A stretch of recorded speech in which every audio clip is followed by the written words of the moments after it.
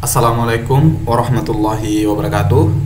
Kembali lagi di Programmer Copas. Kali ini kita akan membahas tentang continuous integration di Laravel dengan menggunakan GitHub.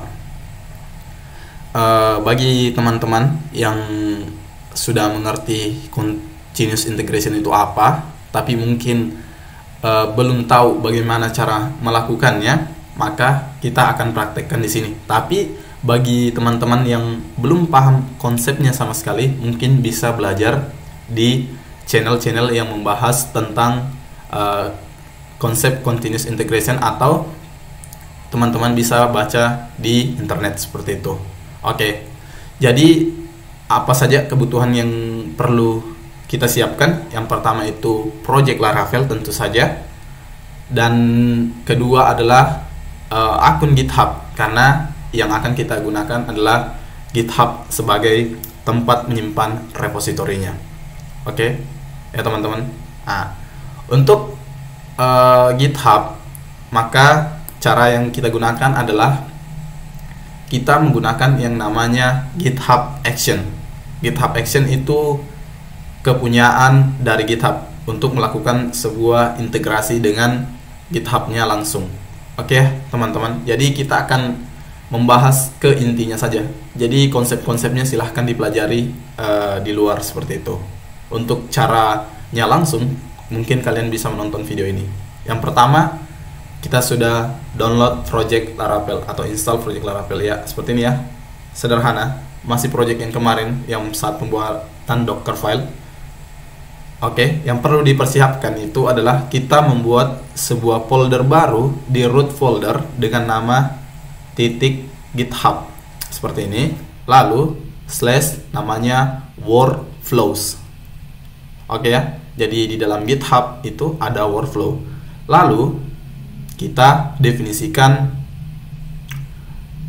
nama filenya dengan berekstensi YAML, ya. Extensionnya YAML. Oke, sekarang kita akan lihat isinya seperti apa. Oke.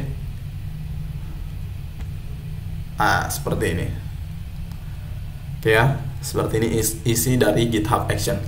Di beberapa platform, GitHub, GitLab, atau Bitbucket, mungkin cara penulisannya yang berbeda, tapi konsepnya sama. Konsepnya sama, yaitu mengintegrasikan. Sekarang kita bahas sedikit dulu apa itu continuous integration. Continuous integration adalah proses pengintegrasian repositori dengan kode kita, yang secara otomatis bisa melakukan yang namanya pengujian tes secara otomatis cepat seperti itu. Oke, itulah pemahaman sedikit tentang continuous integration. Untuk continuous development itu akan dibahas di video terpisah, tapi kita akan bahas dulu continuous integration, yaitu mengintegrasikan kode kita dengan repository semacam GitHub, GitLab, atau Bitbucket, ya, seperti itu. Jadi kalian bisa pilih. Kalau saya menggunakan GitHub, proses pengintegrasiannya itu menggunakan GitHub Action. Itu sudah didukung oleh GitHub-nya langsung. Oke, itu ya sedikitnya teman-teman. Oke, kita akan baca bagaimana membaca kode ini. Oke, yang pertama kita namakan nama pipeline-nya. Kita sebut pipeline-nya. Nama pipeline-nya adalah Laravel GitHub Action. Ya, itu nama ya. Kalian bisa isikan di sini sembarang. Tapi saya di sini mengisikan namanya Laravel GitHub Action. Lalu dia bekerja, maksudnya itu maksudnya dia bekerja ketika kita nge-push, ya, ketika kita nge-push ke brand master. Itu ya. Kalau misalkan nanti ada, kalau kita butuh pull request itu bisa diisi juga. Tapi di sini contohnya saya ketika nge-push aja ke brand master seperti itu. Itu ya teman-teman, ketika push brand master. Oke, jadi action ini, maksudnya pipeline ini bekerja ketika ada yang nge-push ke brand master. Selanjutnya ada jobs. Jobs itu adalah pekerjaan. Jadi ini kayak apa yang dikerjakan oleh pipeline ini. Oke, jobsnya dengan nama Laravel test. Jadi nama jobsnya adalah Laravel test. Oke ya. Runs on, maksudnya ini runs on ini adalah berjalan di Ubuntu latest. Ya, jadi pipeline ini berjalan di Ubuntu versi latest. Seperti itu. Oke. Adapun step itu seperti langkah-langkahnya. Apa yang dilakukan pertama? Yang pertama, kita uses action checkout version 3. Jadi kita menggunakan GitHub Action versi ketiga. Seperti itu. Lalu setelah kita menggunakan itu, kita melakukan ini namanya Coffee ENP. Coffee ENP ya. Caranya itu kita run lagi php -r file access enp. Jika sudah ada, cek dulu kalau ada. Oke. Kalau tidak ada, kita copy env example ke .env ya. Di sini kan ada env example, kita copy ke bentuk env karena nanti env kan nggak ikut tuh karena sudah di ignore ya. Oke, seperti itu. Selanjutnya langkah yang kita lakukan lagi, ini kan namanya langkah-langkah. Setelah kita nge-copy env example ke env, kita menginstal dependency. Seperti vendor ini ya, kan vendor juga nanti nggak ikut seperti ini, nanti nggak ikut itu kita install lagi seperti ini, run lagi composer install dengan beberapa flag-flagnya seperti ini. Oke lah ya, itu standar di Laravel. Selanjutnya ketika komposernya telah terinstall, kita ingin lakukan namanya generate key. Seperti di Docker sebelumnya kita generate key juga. Jadi kita coba generate, kalau key-nya udah berhasil baru bisa kan biasanya terbuka aplikasinya. Jadi kita harus lakukan generate key.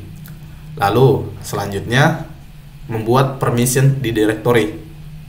Ini perintah di Ubuntu ya. Kalian bisa. Jadi kita mengizinkan Ubuntunya membuka dengan 777. Oke ya. Mengizinkan permission. Oke, setelah itu kita nge-create database. Nge-create database ini maksudnya bukan untuk productionnya, tapi mencoba melakukan perintah database di GitHub Action itu. Yang pertama, kita buat directory dengan nama database, lalu touch. Maksudnya touch itu ada perintah juga di Linux. Itu touch kayak apa ya? Membuat file lah seperti itu. Dengan nama database titik SQLite ya, seperti itu. Oke lah ya, itu standar di Linux lah. Selanjutnya, step selanjutnya itu yaitu mengeksekusi tes dan menggunakan PHP unit, mengeksekusi tes unit dan fitur menggunakan PHP unit. Koneksi yang kita gunakan untuk mengeksekusi itu karena tes itu membutuhkan koneksi, kita pakai yang di atas tadi yang telah kita buat database tadi, namanya SQLite. Tempatnya itu di database SQLite yang telah kita buat di atas. Jadi setelah dibuat database-nya, baru kita pakai PHP unitnya karena PHP unit perlu database untuk menjalankan PHP unitnya. Setelah itu kita running PHP unitnya menggunakan perintah vendor bin php unit -- test docs, seperti itu. Jadi langkah-langkahnya ini ya, stepnya itu ada beberapa ya, 1, 2, 3, 4, 5, 6, 7 lah. Ada 7 langkah baru kode kita bisa terintegrasi dengan GitHub. Jika kode kita tidak lolos, maka akan ada violet nanti di actionnya. Seperti itu ya teman-teman. Oke, sederhana ya, mungkin terlihat sederhana bagi teman-teman yang mungkin terbiasa dengan langkah-langkah seperti ini. Jadi ini cara continuous integration di GitHub menggunakan GitHub Action punya GitHub. Oke, bagaimana cara melakukannya? Ya sederhana aja, kita nge-push ke GitHub-nya. Jadi kita buat dulu repositorinya ya. Sekarang kan belum ada repository, sekarang kita buat repositorinya. Oke, saya sudah di GitHub saya. Kita buat sebuah repositori baru. Oke, dengan nama repositorinya misalkan Laravel. Kita namakan CI tes. Kita namai repository kita Laravel CITS. Lalu kita buat dia dalam bentuk private ya. Oke, seperti itu aja. Lalu create repository. Oke, kita sudah buat repositorinya. Sekarang kita init lagi. Oke, git init. Oke, git add, tambah semua filenya. Git commit, kita kasih commit dia first commit. Lalu setelah itu kita remote dia. Oke, lalu kita git push origin master. Oke, seperti itu aja ya perintah-perintahnya. Ini perintah git biasa lah. Bagi yang belum mengerti git, mungkin silahkan pelajari juga tentang git itu seperti apa. Oke ya. Lalu kita push master. Oke, kita push master.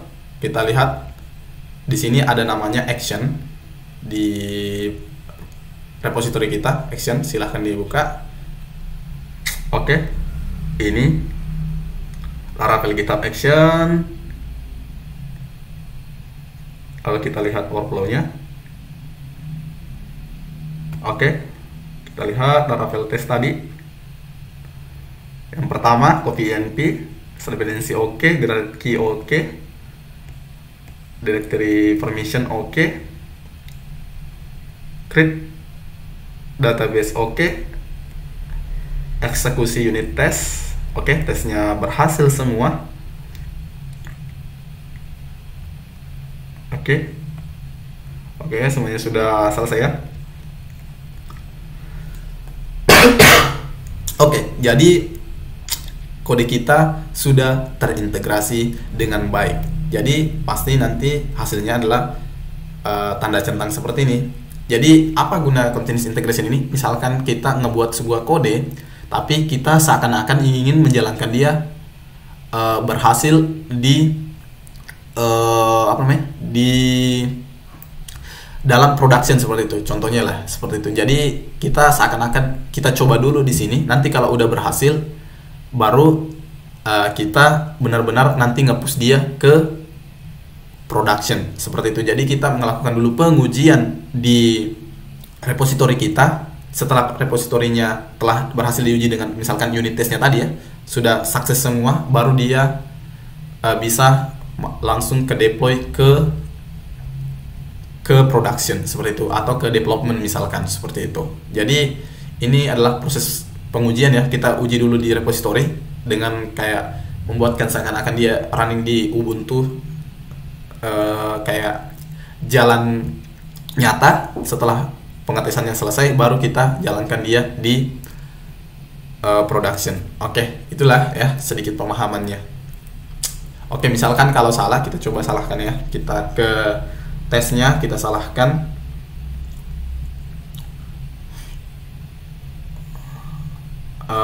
Bentar, nggak ya?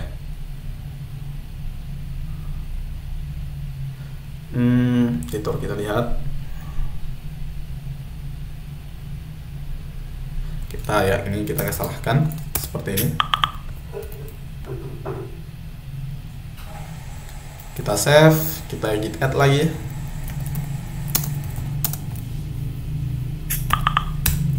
Git commit lagi.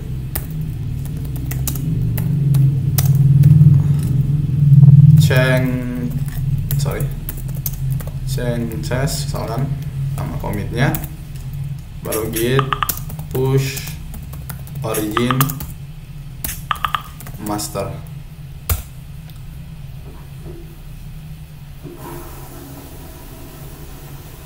Oke ya, sekarang kita ke actionnya lagi.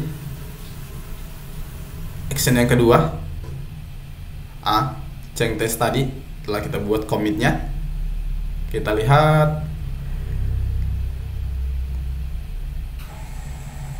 Oke, request Ubuntu latest.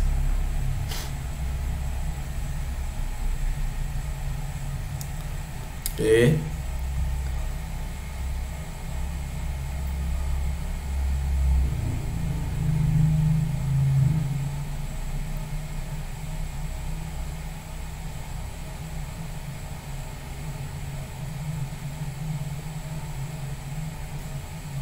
Oke, Laravel testnya pilot. Kita lihat, oke, karena unit test kita gagal gitu. Harusnya kan dia yang ngembalin 200, tapi kita kasihnya dia 400. Itu ya gunanya. Jadi jika nanti pipeline-nya gagal, maka kita bisa lihat, kita langsung, misalkan nanti kita tambahkan di sini di step selanjutnya, jika ada yang gagal itu job, misalkan tambahkan lagi jobs di sini, itu jobs yang selanjutnya tidak jalankan. Misalkan jobs yang selanjutnya itu adalah ngedeploy, tapi karena kita udah dapat error di sini saat yang di atas itu perintah yang di bawahnya tidak dijalankan, jadi tidak otomatis ke deploy.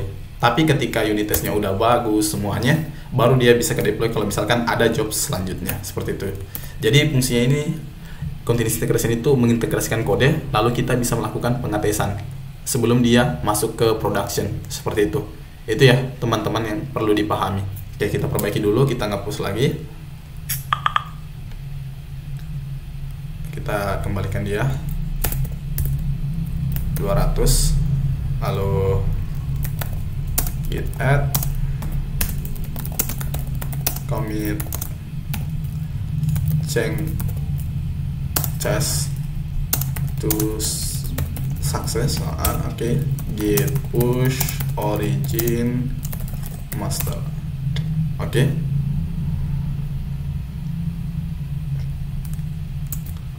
Oke, teman-teman, kita lihat lagi actionnya lagi, workflow-nya sedang berjalan. Ini dia workflow ketiga. Jadi dia baru berjalan ketika kita nge-push ke master. Ke master aja, kalau misalkan ke develop ya nggak jalan ini, karena memang perintahnya itu ketika dia on ke master. Oke. Dia sedang ngejalanin ini.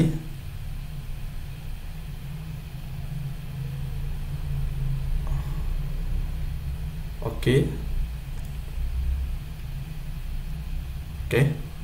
aman ya. Kita tunggu sampai jobsnya itu warna hijau, centang hijau ya di sini. Baru kodenya berhasil diintegrasikan, seperti itu.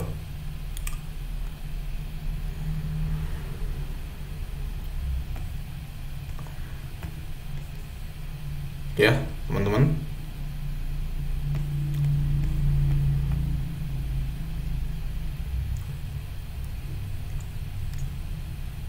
Oke, pipeline-nya sudah berhasil. Jadi kode kita siap produksi ya. Bukan siap ke production. Minimal ketika sudah seperti ini, dia sudah siap ke production.